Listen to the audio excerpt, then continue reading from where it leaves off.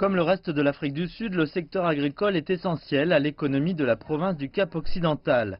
Il contribue pour environ 35% du PIB régional et est le plus grand employeur de main-d'œuvre non qualifiée.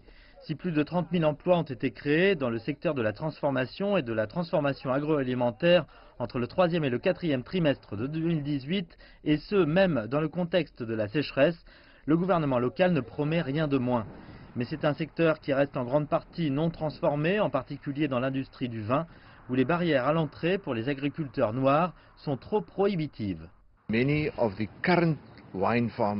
Bon nombre de viticulteurs actuels ont gagné leur argent ailleurs avant de se lancer dans la viticulture. Alors pour un nouveau venu noir et issu d'une communauté auparavant désavantagée, il est pratiquement impossible d'y arriver sans subvention. Il s'agit donc d'une question épineuse dans laquelle le gouvernement national doit équilibrer les subventions accordées aux agriculteurs noirs, la sécurité alimentaire et la promotion d'un secteur agricole durable. Mais avec des marges bénéficiaires d'à peine 1% des marchés traditionnels tels que l'Europe, les viticulteurs ont dû diversifier leurs intérêts pour rester en tête du classement. Et cet investissement excessif dans les activités a également rendu la barrière financière encore plus prohibitive pour les nouveaux entrants.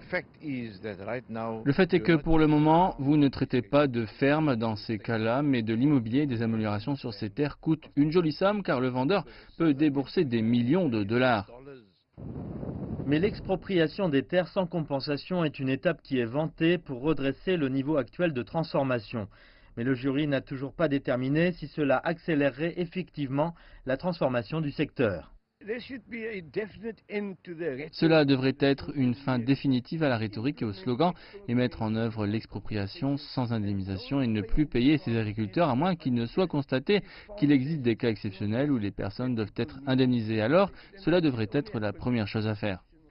Ainsi, alors que la plupart des exploitations se sont tournées vers de nouveaux moyens d'atténuer la sécheresse, d'autres se sont tournées vers des moyens novateurs pour accélérer l'inclusion et la propriété partagée, qui deviendront sans aucun doute un enjeu économique et social important avant et après les élections de cette année.